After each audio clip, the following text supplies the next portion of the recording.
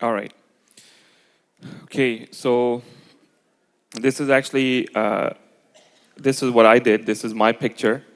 And about a month ago from now exactly, I was able to take a little break and I went and I just spent some time quietly doing nothing and reading the book called Do Nothing.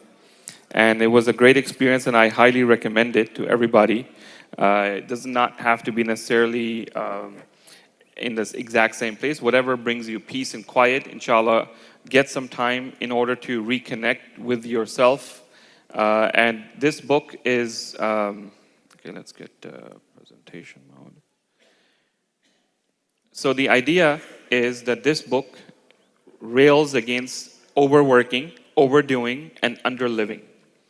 It's a book written by Celeste Headlee. Celeste Headlee, if you've ever heard that name before, she used to be a host on a NPR show.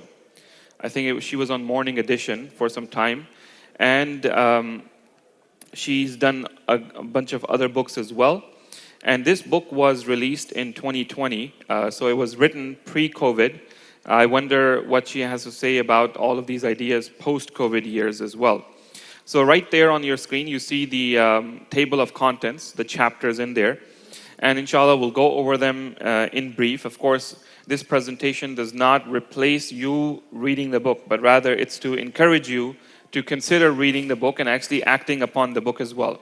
So how many people here feel like they are overworking? Raise your hand. Okay. How many people feel like besides work, how many people are overdoing stuff, like always doing something, always running? Okay. How many people feel like they are underliving, not really living our best life? We could do better. Okay. So it's a very common thing that unfortunately it's not exactly your fault or my fault or your boss's fault, but it's actually something that has been developing for almost 200 years now. Okay, and we'll talk about how that came about. So when was the last time, so raise your hand, when was the last time, or if you can remember, when you truly did nothing? You weren't trying to read a book because you needed to meet a deadline. You weren't trying to rest because you needed to get up and go to an important appointment where you needed to be fresh. You were just doing nothing. Anybody can say that they did that in the last week? Last month? I did a little bit of that, right?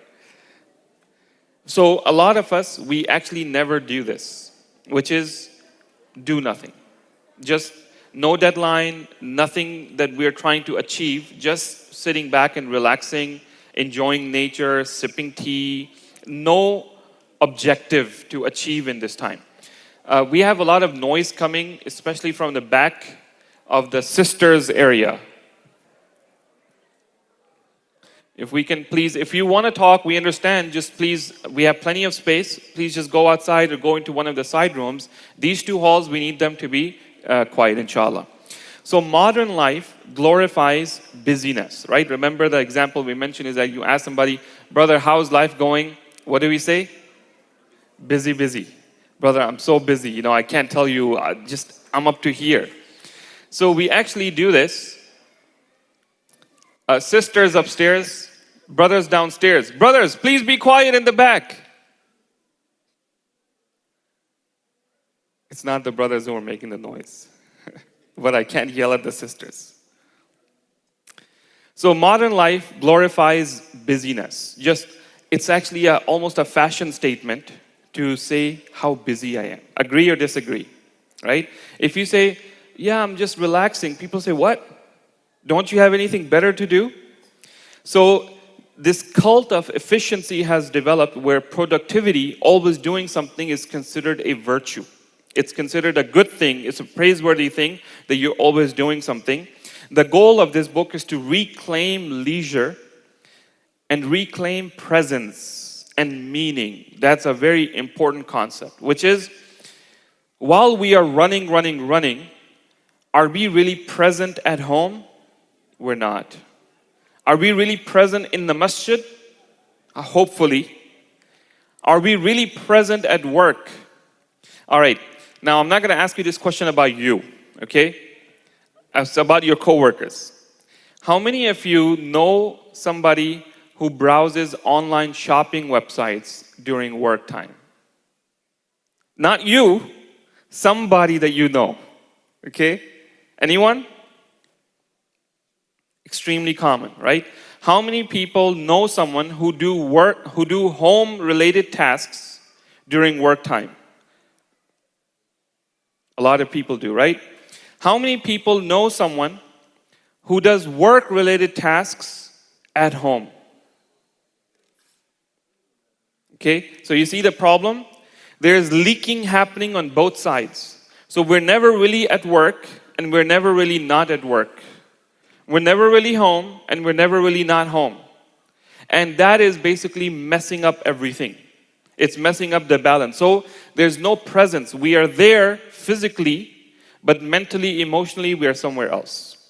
And whatever we are doing, is there any meaning behind it? There isn't much meaning behind it. By the way, how's the broadcast going? Okay, can you fix it, Brother Saida? Okay. All right. So the problem is, again, we said that busyness has become an identity, right? The busy person is the person who looks like is valuable, or she is very valuable because they are so busy. How are you? I'm busy. We equate work with output, meaning if I'm working a lot, it must mean that I'm producing a lot. But we don't actually check that, hey, what have I actually accomplished by doing all of this running around, busy stuff that I'm doing? And of course, rest feels like guilt. How many of you feel guilty just relaxing, doing nothing? Very common, right? So actually, I tell you that I grew up in New York City. And in New York City, as you know, that there are lots of different low-level jobs. That's where people come and settle in small cities. So my father had a taxi company, and he used to drive a taxi, and he used to rent taxis out to other people who couldn't afford to buy their own taxis, so they would rent from him, and they would also drive taxi. And a lot of our friends were kind of like in that circle. And you know, growing up in that culture, if they were at a wedding, they were thinking, man, it's busy in the streets right now. If I was out there, I'll be making money. At a family gathering, they're thinking, man, if I was out there, I would be making money. So if you ever took rest because you just wanted to rest, you constantly felt guilty that, man, I could be doing something productive right now. I could be making money. And this is the problem where eventually it catches up. There was one friend of my dad. He had severe pain in his sciatic nerve. And he went to the doctor and he said, doctor, I can't walk, I can't sit, I can't lay down, I'm in so much pain. So the doctor asked him about some questions about his life and how does he work and this and that. So it turns out he had a wallet this thick full of dollar bills, and he was putting it in his back pocket, and he was sitting 12 hours and driving taxi. Okay, so it pinched his nerve. He said, just take your wallet out and your pain will go away. So, and you know, you guys know Snapple? Snapple juice, right? Some of the taxi drivers used to carry Snapple bottles. Why did they carry them? Because they didn't have to stop to go to the bathroom. Okay? Especially good thing about Uber is that it has changed that culture. But in New York, the yellow taxi driver, I mean, those were, you know, we didn't live in that area and we didn't do that work, but that was the worst of it, where these people literally used to sit 12, 14 hours in the car and driving like animals. They're not like cruising. They are like flying like fighter jets, like a dogfight, okay, on the roads. And it was just crazy. So because of these type of things, that's just one example where rest feels like guilt. And this book tells you that actually, if you want to achieve more, you actually need to rest. Rest just for the sake of resting. Just relax, doing nothing. Polluted time, as we mentioned, that work comes into business, work comes into home, home goes into work. Now, historical roots, where did this idea come from? You see this picture right here? Can you see my mouse? No. Yeah. So for the last 300,000 years that humanity has been on Earth, according to archaeological evidence, life was very calm and slow-paced. Farming, hunting, and she basically says that, look, if you imagine the day of a worker in a farm back in the days, they are out and about all day, but their actual amount of work all day is how many hours? What do you think? Barely 4 hours. Barely. What are you doing in the farm? You're not, number one, she says that, you're milking the cows. Okay, you have to get up out there, you have to milk the cows, but you're gonna do that for like maybe half hour, an hour, then you're gonna go take the milk and bring it home. So basically, actual, like literally work is actually not as much. She says that this whole idea of 8 hours was not something which was known in history. If you were hunting, most of the times you were waiting for the prey. You were hiding, you were trying to find a spot, all of these type of things. Also, another thing is that during this time, your work, if you were working in a farm, were you doing the same thing all day? You were not doing this all day, okay? You were going milking the cows, then you went in the farm, then you went took care of the horses, then you did something else. You were doing a bunch of different activities, which is actually more healthy for the mind, where you're not just doing the same thing all day, just sitting in front of a screen, just clicking away, or standing in an assembly line and just put one nut and then this thing moves up and then put one nut. Yes?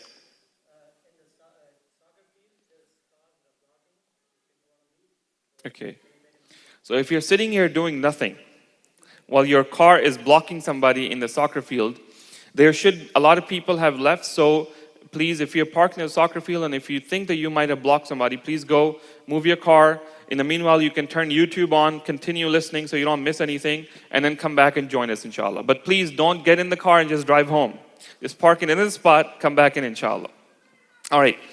So there used to be this communal rhythm, a community of people, nice, slow village life. They are doing, and they come out when the sun goes up.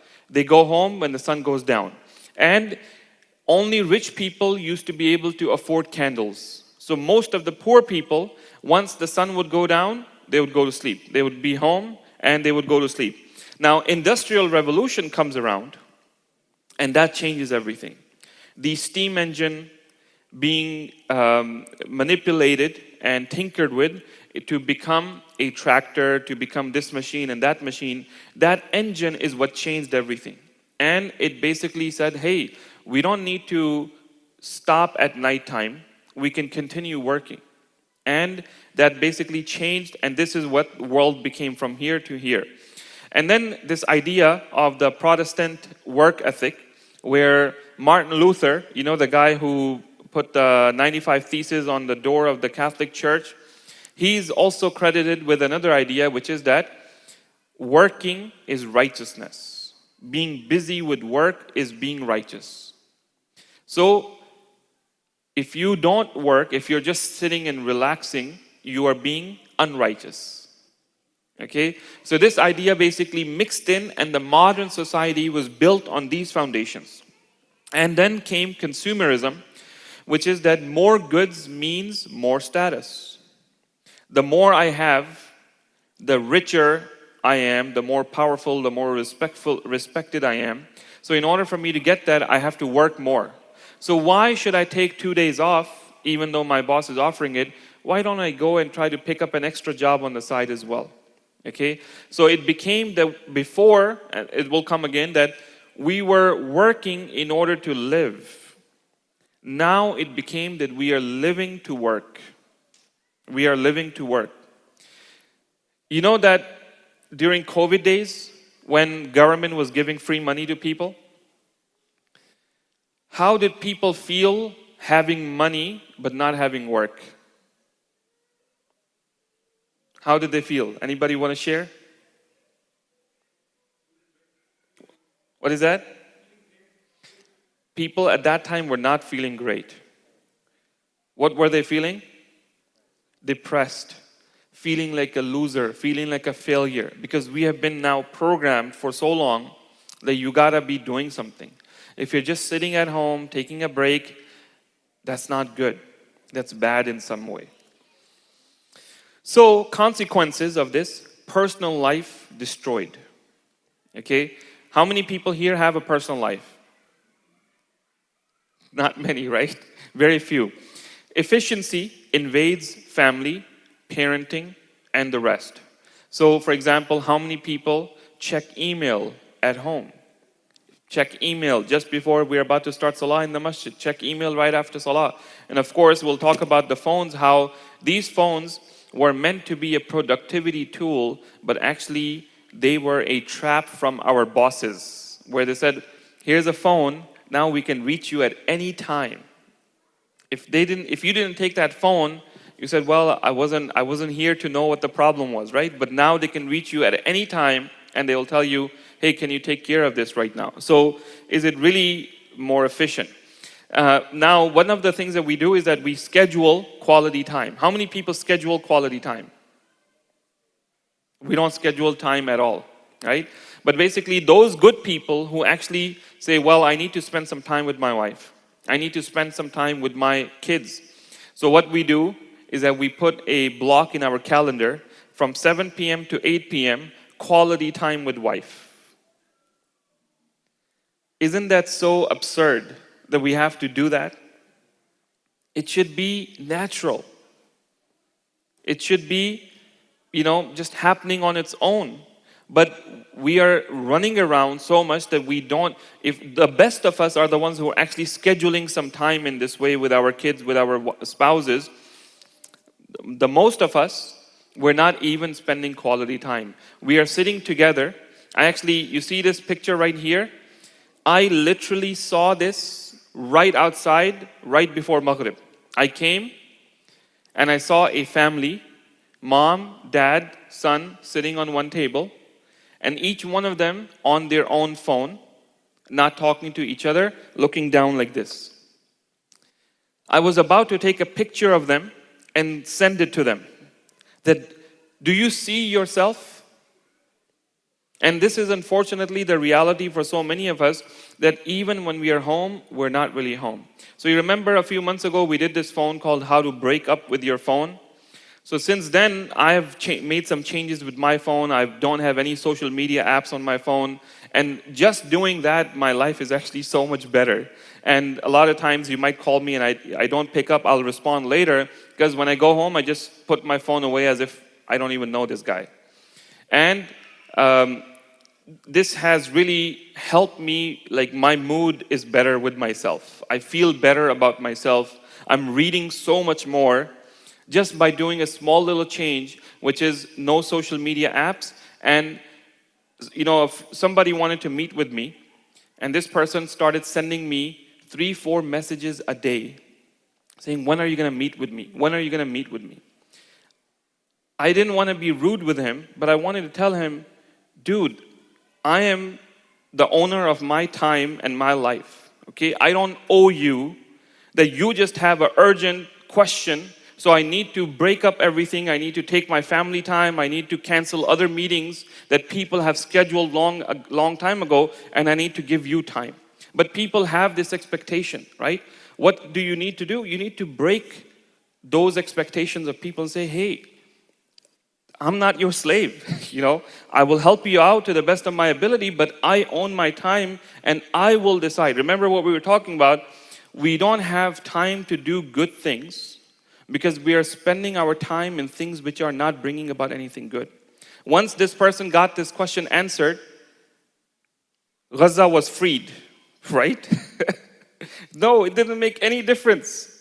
So you have to. One of our teachers, he said this amazing example, which is from this productivity world. He says that somebody has a monkey on their back, and they come next to you, say, hey, how are you doing? What's going on? And while you're talking to them, they take their monkey off their back and they put it on your back and walk away. What is that monkey? Some problem, some task, something like that, right? So don't let people come near you who are like that, who don't understand boundaries. And you tell them, hey, this is your monkey, this is not mine. I didn't buy this, I didn't ask for it. You take care of this. This is not my role. Because if I'm not doing what I'm supposed to be doing, then anything else that I do doesn't really matter, right? If you have a job, if your boss tells you, hey, today you need to achieve this one thing. You work all day. Instead of working 8 hours a day, you work 12 hours that day. You achieve X, Y, and Z, but you don't achieve the one thing that your boss told you you need to do today. How much is your productivity worth on that day? What do you think? Zero. Whatever you did doesn't make a difference to your boss, because he said, I told you this one thing is the number one priority, and you missed on this.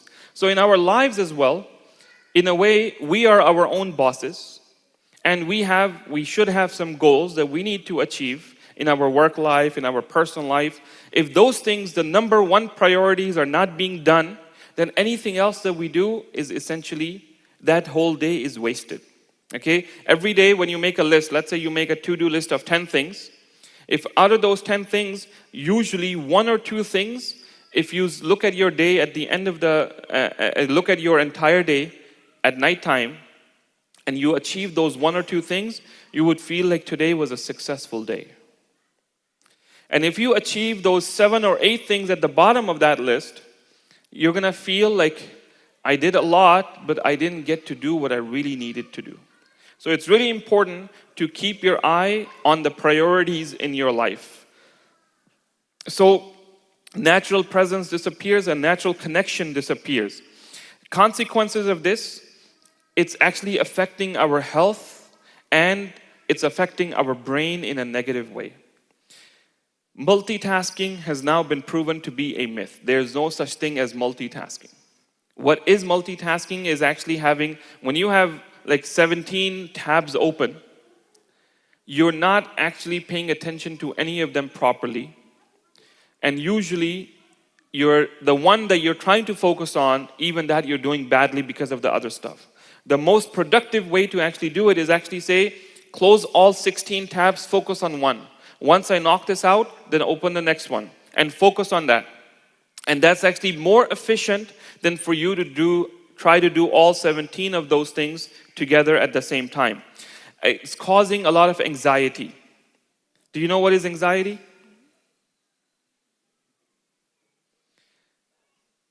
You feel like, your heart rate is risen. You are stressed. You're nervous that I haven't done what I needed to do and deadline is approaching. And that's because we're not focusing on the things that needed to be done. Time is escaping us and deadlines are coming and it's causing us problems. So burnout. What's a burnout? Burnout is when you feel like, man, I'm doing all of this, but it's not making me feel any good. It's not making me feel better. And you feel so frustrated that you want to quit everything. Anybody ever felt that? Yes. So alhamdulillah, this little vacation that I went on, just 3 days, I just got permission from my wife to just go and just be by myself for 3 days on my trip to something else. And those 3 days, I didn't have to talk to anybody. I didn't have to do anything. I didn't have any deadline. The only deadline I had was salah time. I had to make my salah on time. Other than that, I am just completely relaxed. And subhanAllah, I was thinking, all I'm going to do is just sleep. But actually, I didn't want to sleep. I was having such a good time. I was reading this book. I was spending time. Every day I would pray Fajr. I would go out and I would watch the sun rise on the beach, making the Adhkar al-Sabah. And it made me feel so fresh that when I came back, I actually value everything at home as well. Like I'm actually looking forward to the noise of the kids. I'm looking forward to people. I'm looking forward to work and all of those type of things. This is a really important thing that you have to engage and then you have to disengage. You have to disengage completely. Then you engage with focus. Then when you're done, you take a break, you disengage completely. And you disengage with focus. You break with focus. Then you engage again. That's what she's arguing. that sometimes you need to disengage completely and take a break. Okay, and by the way, if you need a place to disengage here in the Austin area, come and see me on the side.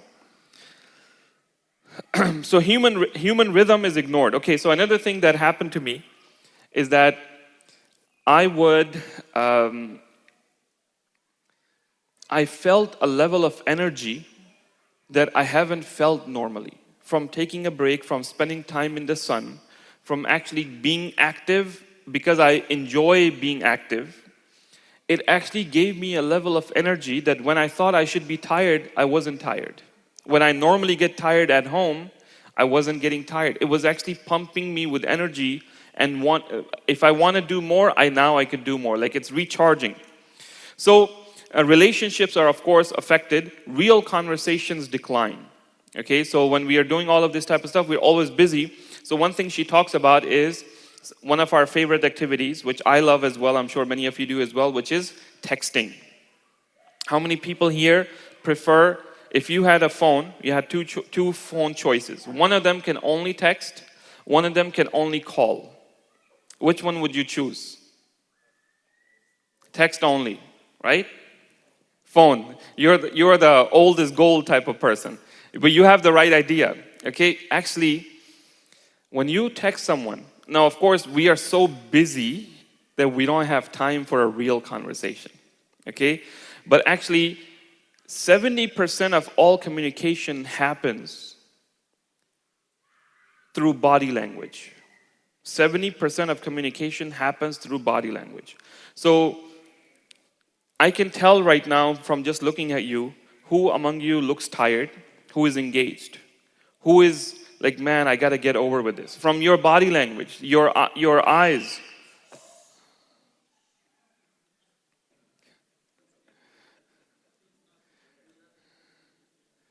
Parents, please don't do nothing. Please do something. So when you actually text, even phone versus text, when you talk to somebody on the phone, their tone of voice cannot be heard. What tone are they speaking with? Their facial expressions cannot be seen, even in a phone, of course, and of course the rest of their body language. But even a phone conversation can tell you so much more. Even if they just read the text message to you, but they spoke it, you will be able to get a lot more from that conversation. So one of the things that really amazing idea that she proposes in this, which will again come later, is that something we don't do anymore, which is go to a complete random stranger and have a conversation with them. How many people have done that? Remember doing that in the last 1 year. You didn't need anything from them. They didn't need anything from you. You were standing at a bus stop. Who stands at a bus stop anymore? You were standing at a line in a store and you struck up a conversation.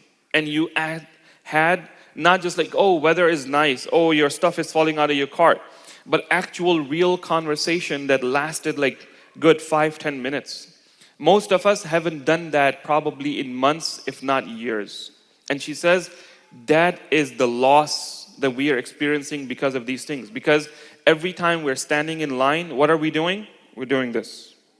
We're sitting in a plane, we're doing this. Back in the days, people used to sit and talk to the people next to them, right? So actually, when I was reading this book and I finished it, I was in the plane going to my next destination, and the person next to me, we actually had a pretty good conversation, and I told her I read this book. She said, oh, that's a really nice book, I'd love to read it. So I actually gave her my physical copy of that book, otherwise I would have had it. But I was like, at least this is proof that I practiced what I learned, which is have a conversation with a stranger, a real conversation, because she says this is so healthy for your mind. This is so healthy for your emotions. This is so healthy for your, what we call, like, sometimes people, they say, I don't have anybody to talk to.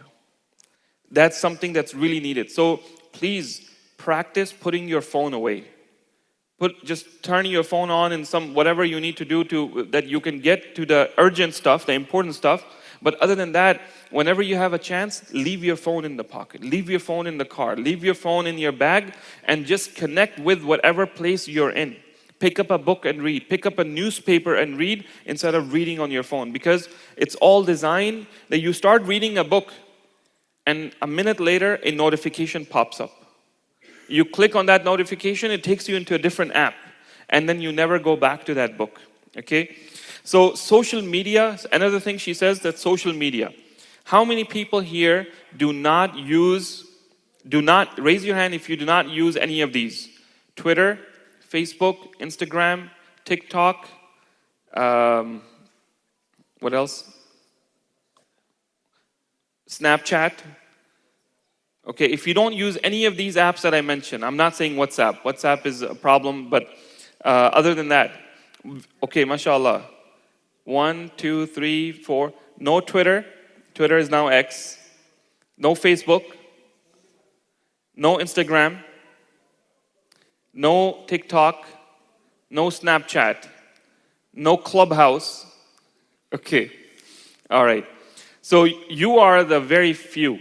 Okay, now the problem, she says, that back in the days, people used to compare themselves to their neighbors. Okay? So they would see the neighbors have a nice car, so we need to get a nice car. Neighbors have a nice lawn, we need to have a nice lawn. Neighbors got this new fancy toy that they're playing with, so we need to get it as well. But you actually got to see a lot more of your neighbor than a social media post that they put up. So she says, like a teenager who is browsing social media from another teenager, that teenager may be having a miserable life, but in every photo, she looks like she's shopping in an expensive mall. She's traveling. She's doing all the best things. So this person, if they were to, and naturally that happens, that we think that this person's life is amazing. And you know, I'll tell you a funny example of this. Some masajid are very active on social media.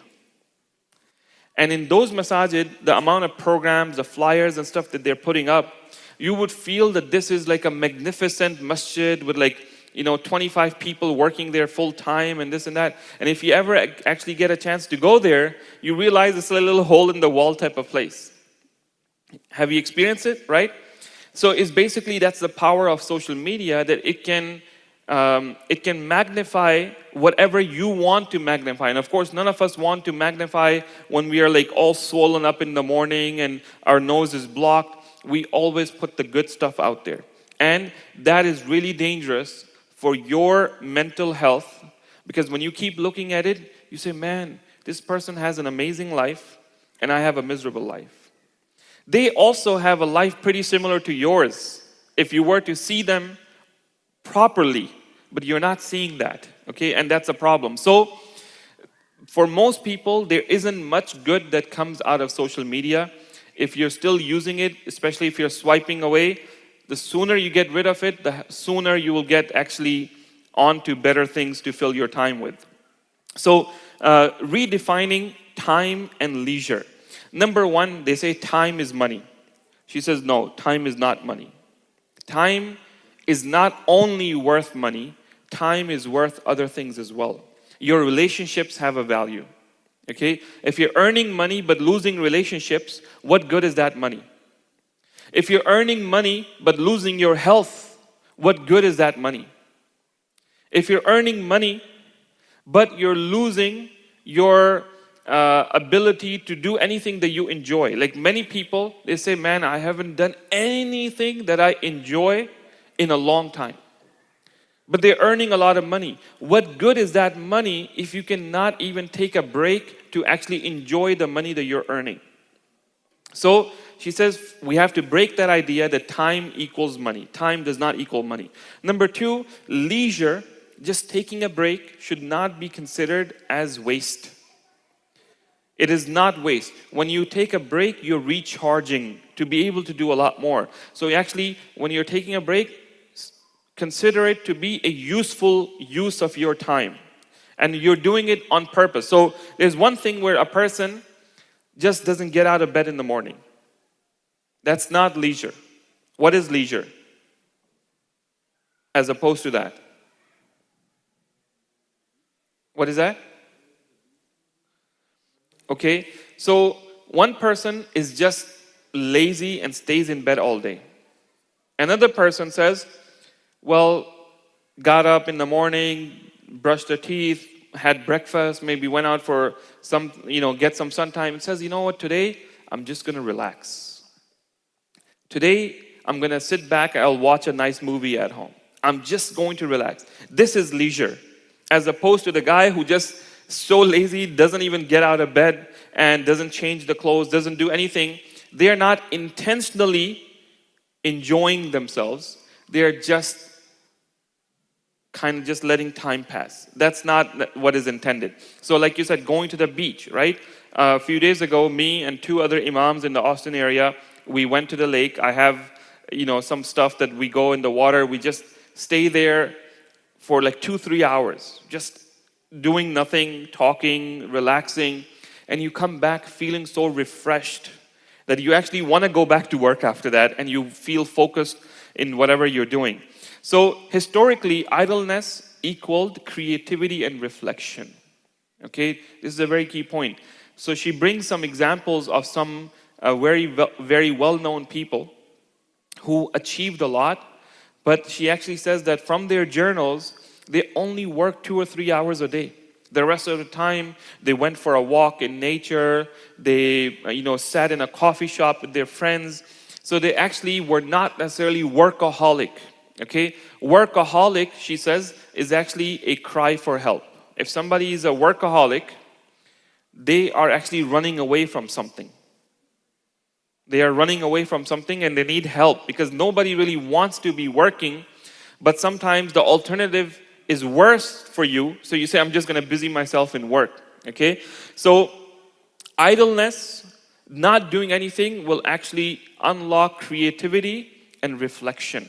And subhanAllah, how many of you get your best ideas when you're in the shower? Actually, there are devices that are like waterproof type of stuff that you can put in your shower so you can capture those amazing ideas. Now, why is it that you get those amazing ideas in shower? Who can tell me?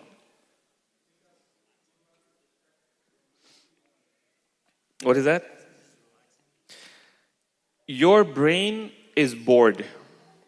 So she says that actually the birthplace of many great ideas is actually boredom. If we don't allow ourselves to get bored, what do we do when we feel bored?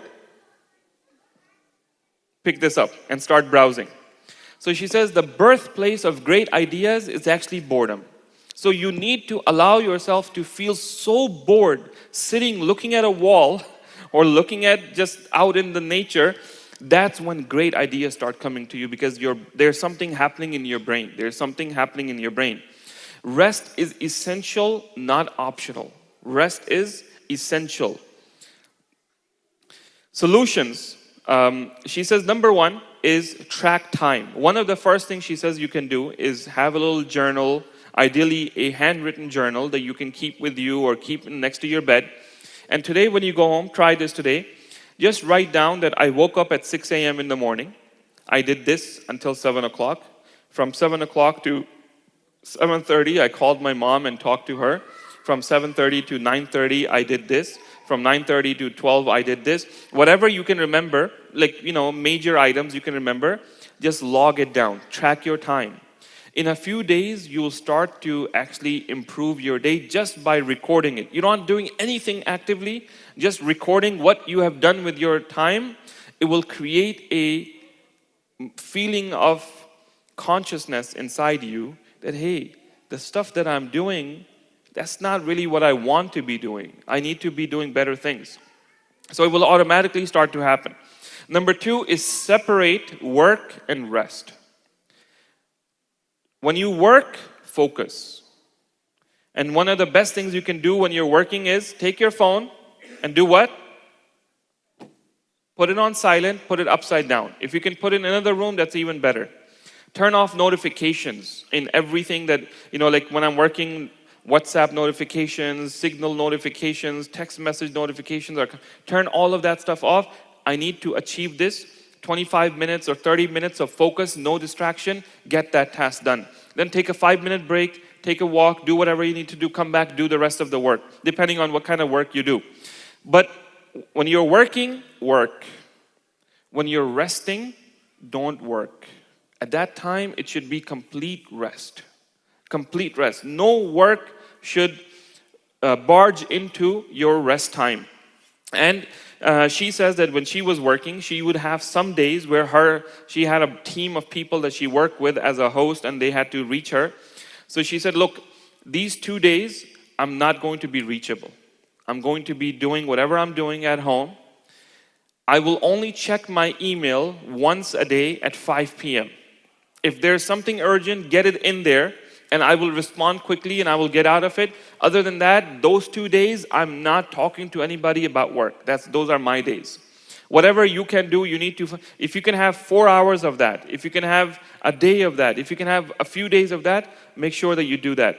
Number 3, she says, limit deep work. So deep work, when you're really focusing, you can only focus for so long. If you say, okay, for the next 12 hours, I'm gonna focus, that's not possible. You don't have that long of an attention span.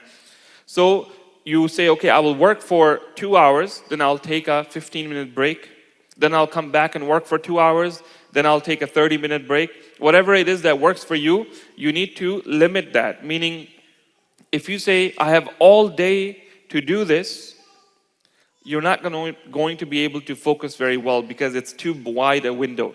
There's a principle called the Parkinson's law, right? What is the Parkinson's law? Anybody? Yes.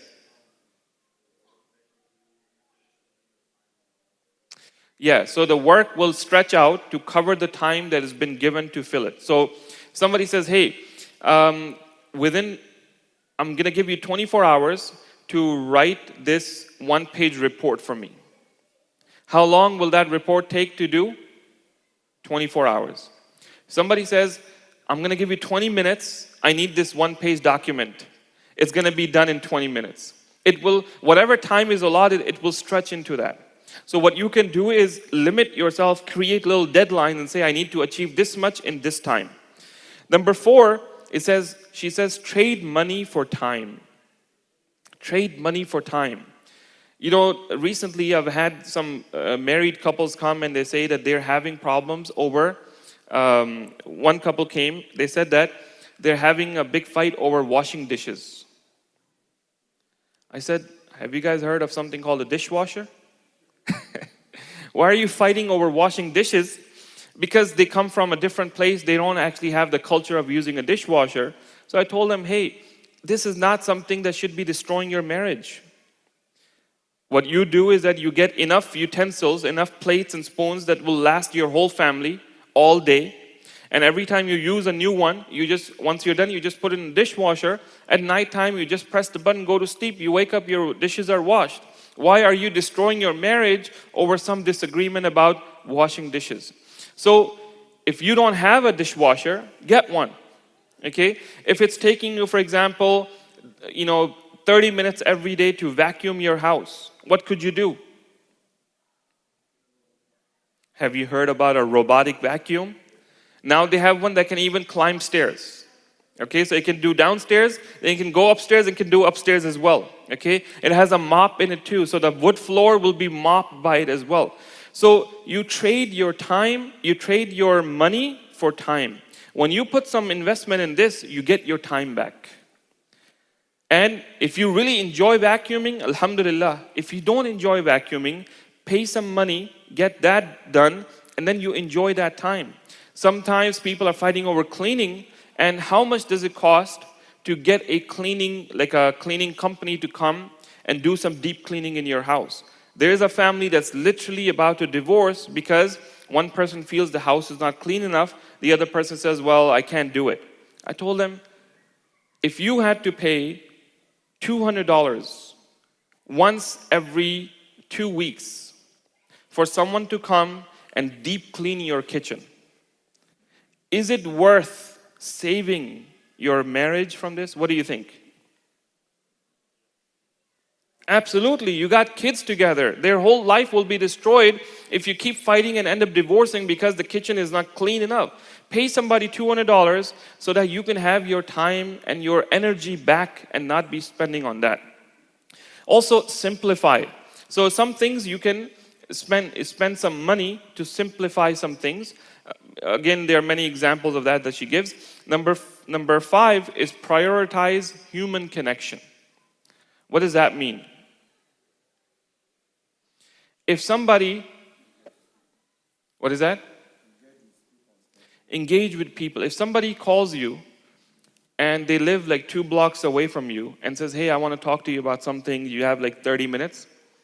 Instead of talking to them on the phone, say, hey, let's go for a walk. And let's talk while we're walking. Okay? Or let's meet at the masjid. Meet people in person. So let's meet for coffee and we'll talk over there. Prioritize human connection. It is so healthy. Instead of, if you have a choice to choose phone or real person, choose the real person. This will help you feel so much better overall. Number 6, question every productivity tool. Okay, productivity tool. Ask whether a productivity tool or habit actually serves your deeper purpose or does it distract you? Anybody have an example of such a tool which was supposed to make our lives easier, but it actually did not? You see that word right there? That's smartphone. Okay, number 1 example of that. And any other examples of this? Yeah.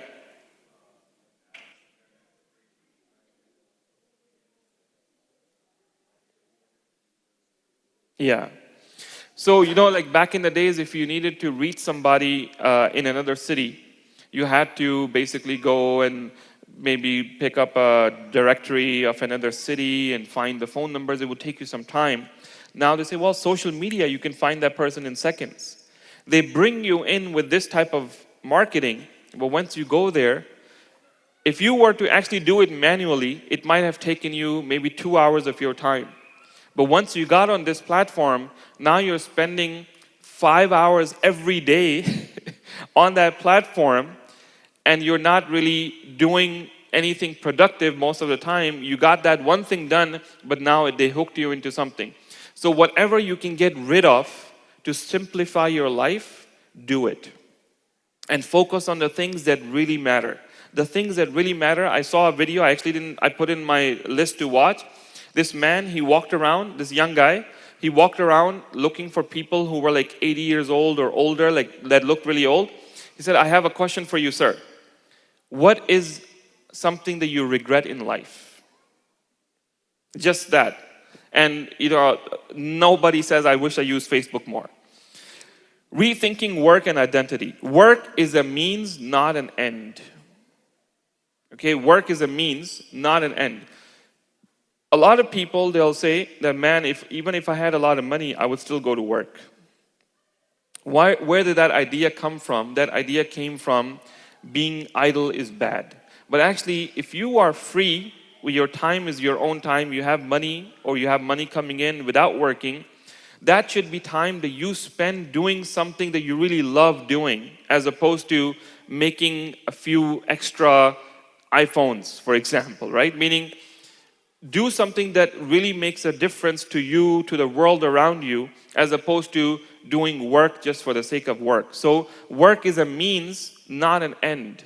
If you can achieve life, if you can take a little bit break from work, but you can still survive, surviving and thriving is more important than having more money. Also, do we live to work or do we work to live? That's the question that we all have to ask, right? Redefine success. Success does not mean having more money. Success means well-being. Success means presence. Success means leisure, where you actually are living a healthy life. Many people don't have time to hang out with their friends anymore, right? Even the brothers, for example, who are playing ping pong, they're playing ping pong because they're like, this is the only time we have to do exercise. Okay, getting a little bit physical activity, but they're not really like saying, just relax, just take a break. So, closing reflection, number 1 is schedule 30 minutes of pure nothing this week. This is a challenge for you all. 30 minutes at least, just to start off. There's no objective in that. Just get yourself in any comfortable situation. Maybe it's in your car at a nice scenic spot in your neighborhood. Maybe you go out and sit on a park bench. Maybe you sit in your backyard. Maybe you're just gonna fill up your bathtub with hot water, put some lavender in there, and just sit for 30 minutes and just do nothing. Try that and see what happens to your brain. So, first task, homework, schedule 30 minutes of pure nothing this week. Number 2 is, remember that our worth is not our busyness. If we look busy, that doesn't make any difference to anyone. So we don't have to make ourselves busy to show other people that, hey, I'm really busy. And lastly, true freedom means rediscovering the art of doing nothing. If you want to be free, because right now, we're not really free. We all have chains around our feet. And subhanAllah, you know this government shutdown, I think something like 60% or more of Americans, maybe more, I think 80% if I'm not mistaken, 80% of Americans are living paycheck to paycheck. Meaning, if they miss one paycheck, the government shut down, all government employees that are not, basically they're not getting a paycheck. So 80% of Americans, if they miss one paycheck, they cannot pay their bills anymore. Okay? So basically that means that you are chained with invisible chains. You must get out of your house, or whatever you need to do every day, you need to do it. You're not free. So try to find freedom. May Allah subhanahu wa ta'ala grant us all the tawfiq, the ability to have some freedom so that we can really do something good with our time. So people said doing nothing. This is actually not doing nothing. It's not doing nothing for nothing, but doing nothing to actually achieve something. That's what we need to do. Take a break.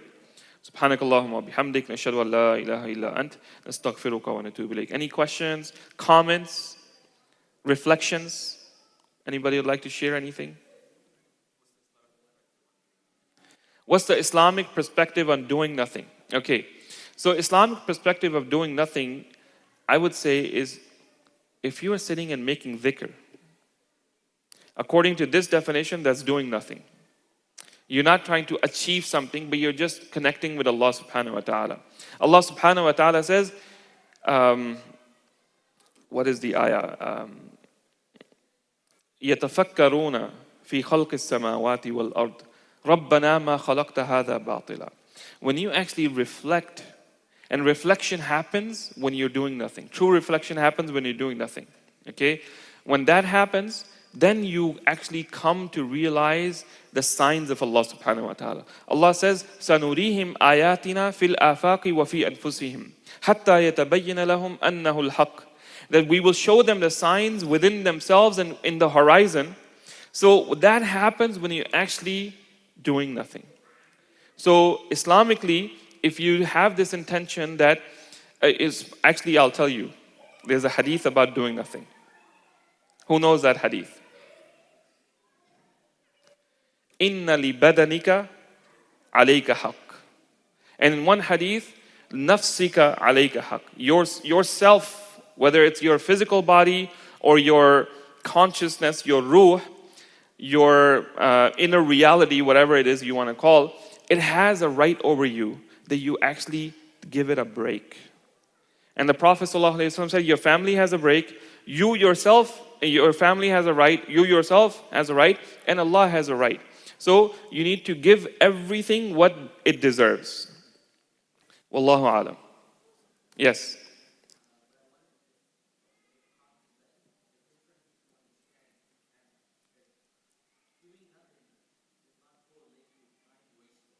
Yeah. Yeah.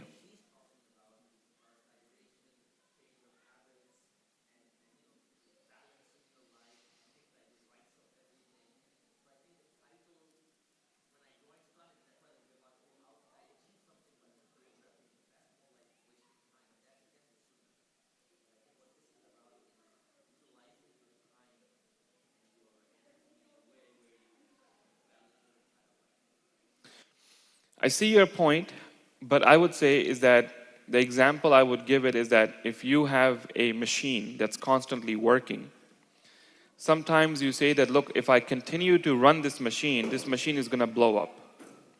So I need to stop this machine, let it cool down, and then once it's cool, re-oiled, then I will restart it again. This is the idea of doing nothing, which is that your body is a machine, your mind is a machine, and we are constantly running it and redlining it. So to do nothing is to actually just completely stop and give it a full rest, mentally, physically, and that will actually help you to recharge, to get going again and go much longer. If you had an engine, like a car, if you don't change oil and you constantly drive, you are going to run that car to the ground a lot sooner than the next person who drives that same car but gives it brakes, there's oil changes on it, there's proper maintenance. It will go for a much longer distance if they were driving side by side. Agree or disagree? That's the idea. Give it some brakes, give it some oil changes, okay? Give it some maintenance, and it will go much longer.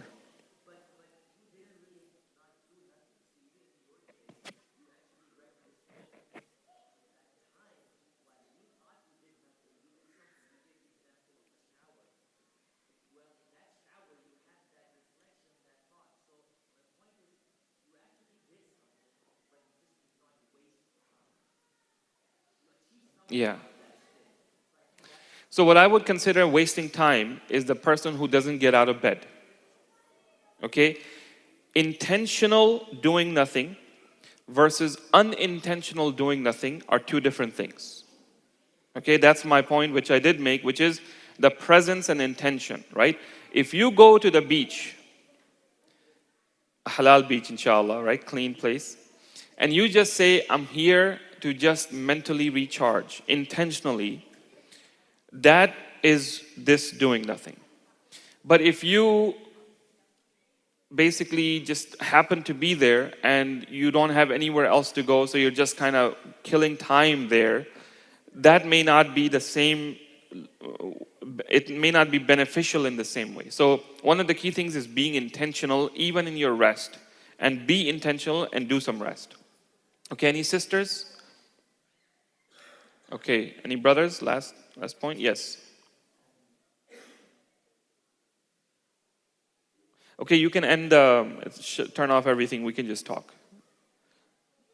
Whoever is doing that.